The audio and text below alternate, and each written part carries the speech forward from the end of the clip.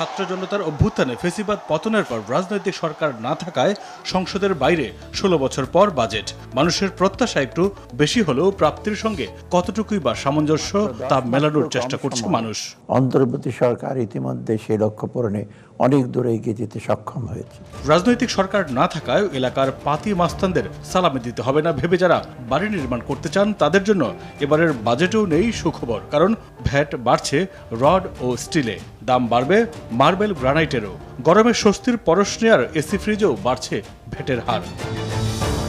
স্ত্রী কিংবা প্রিয়জনকে খুশি করতে কসমেটিক কিনে দিতে চাইলে বাড়াতে হবে খরচের হাত। বাড়ছে দেশীয় মোবাইল ফোনের দামও। শিশুদের খুশি করতে বিদেশি চকলেট কিংবা বিদেশি খেলনা কিনতে গেলেও গুনতে হবে বাড়তি টাকা।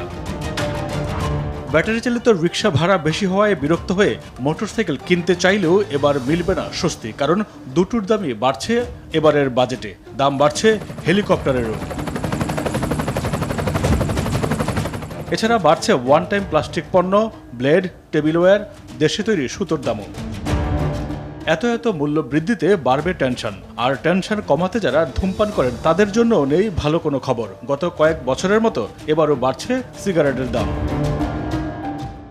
কর আদায়ের দক্ষতা বৃদ্ধির লক্ষ্যে রাজস্ব ব্যবস্থাপনাকে মূল্য বৃদ্ধির খবরে যখন নাবিশ্বাস সাধারণ মানুষের, তখন স্বস্তির খবর হলো কিছুটা কমছে সয়াবিন তেল ও চিনির দাম, কমছে মাটি ও পাতার তৈরি পণ্যের দাম।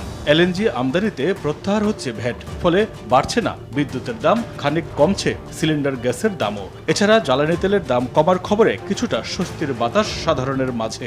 বিগত সরকারের রেখে যাওয়া সংকটাপন্ন অর্থনীতিকে স্বাভাবিক অবস্থায় ফিরিয়ে আনার লক্ষ্যে বড় সুখবর, নিত্য প্রয়োজনীয় পণ্যের ঋণপত্রে কমছে উৎসে কর, কমছে ভূমি নিবন্ধনেও। চামড়া শিল্পে দেওয়া হচ্ছে শুল্ক ছাড়, সাশ্রয়ী মূল্যে মিলবে cricket bat.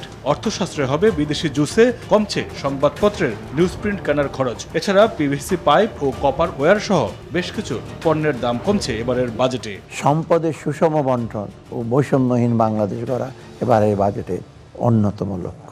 Maidur Rahman Rubel, RTV, Dhaka.